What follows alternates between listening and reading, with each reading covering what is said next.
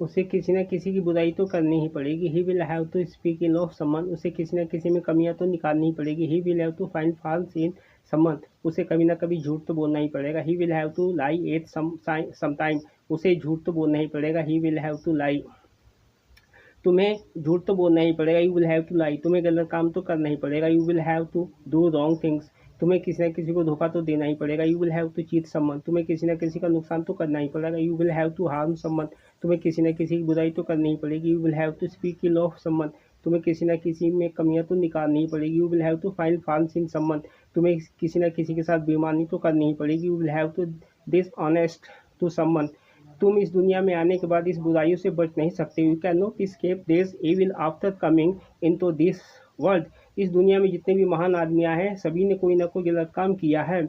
all the great man who have come to this world have done